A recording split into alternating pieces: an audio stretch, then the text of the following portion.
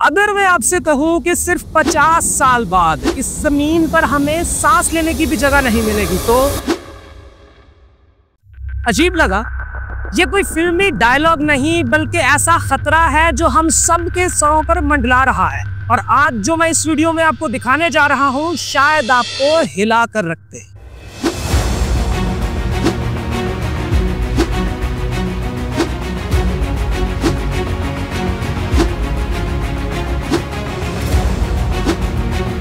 अस्सलाम वालेकुम, मैं हूं हसनैन तग्गर और आप देख रहे हैं इल्मो हैरत। दोस्तों, अगर आपको इस तरह की तहकीकाती और हैरान कर देने वाली वीडियोस पसंद है तो चैनल को जरूर सब्सक्राइब कर लीजिए। आज हम एक ऐसे मौजू पर बात करने वाले हैं जो खामोशी से हमारे इर्द गिर्द फैल रहा है, रोज बरोज बढ़ रहा है और शायद हम में से अक्सर उसे नजरअंदाज कर रहे हैं। दुनिया की तेजी से बढ़ती हुई आबादी ये सिर्फ एक नंबर नहीं बल्कि एक दबाव है जो हमारे वसाइल, हमारी जमीन और हमारे मुस्तकबिल पर बढ़ता जा रहा है। दुनिया की आबादी बढ़ रही है ये तो हम सब जानते हैं, लेकिन कभी सोचा है कितनी बढ़ चुकी है? चलिए जरा पीछे चलते हैं। ज्यादा पीछे नहीं, बस 1960 का जमाना याद करें जब दुनिया की कुल आबादी सिर्फ 3 अरब थी। खुले मैदान थे, फिजा निस्बतन साफ और शहरों में कुछ सुकून बाकी था। लेकिन फिर वक्त बदला, शहरों ने फैलना शुरू किया। आज के दिन को देखें, लाहौर, कराची, दिल्ली और न्यूयॉर्क जैसे शहरों में 1 इंच जमीन के लिए लोग लाखों देने को तैयार हैं और कुछ जगहों पर तो गाड़ी पार्क करने के लिए भी परमिट खरीदना पड़ता है। और ये बढ़ती हुई आबादी सिर्फ महसूस ही नहीं होती, ये रिकॉर्ड भी हो रही है। अमेरिकी मर्दमशुमारी ब्यूरो के मुताबिक 2025 के आगाज में दुनिया की आबादी 8.09 अरब तक पहुंच चुकी है। अब जरा ये सोचें, सिर्फ 2024 में तकरीबन 7 करोड़ 10 लाख लोग मजीद इस दुनिया में आ चुके हैं, यानी रोजाना 2,40,000 नए इंसान और हर घंटे तकरीबन 10,000। ये ऐसा है जैसे हर दिन एक नया शहर बस रहा हो।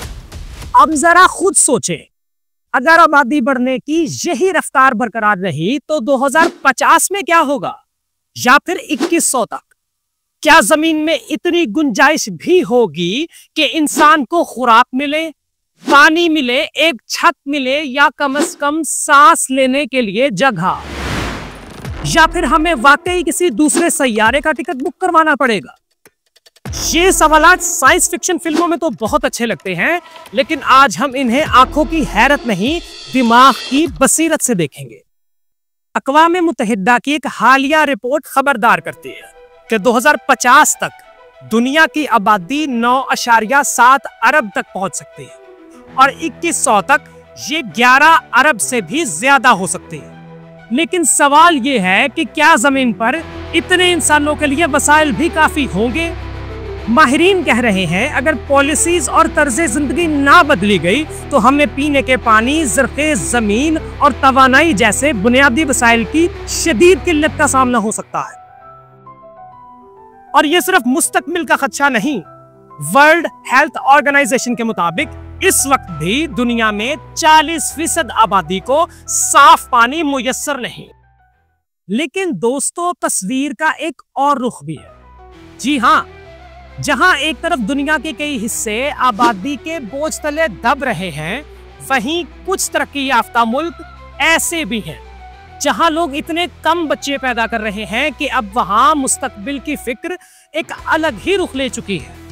माहिरीन का कहना है कि 2080 के बाद दुनिया की आबादी कम होना शुरू हो सकती है और ये अमल कुछ मुल्कों में पहले ही शुरू हो चुका है, जैसे जापान, जनूबी कोरिया और इटली।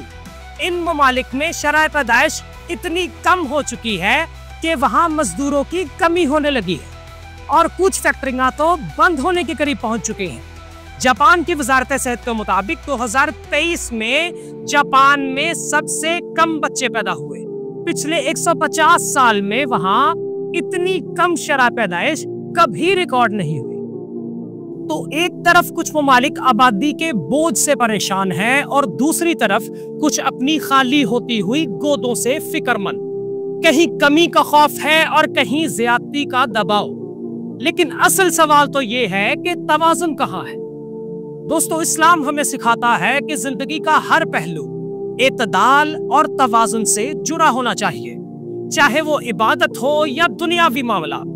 आबादी का बढ़ना तो कुदरती अमल है, लेकिन वसाइल का इस्तेमाल गलत हो या वो सिर्फ चंद हाथों में जमा हो जाए तो मसला पैदा होता है, और ये कुदरत का नहीं, हमारी अपनी कोताहियों का नतीजा होता है।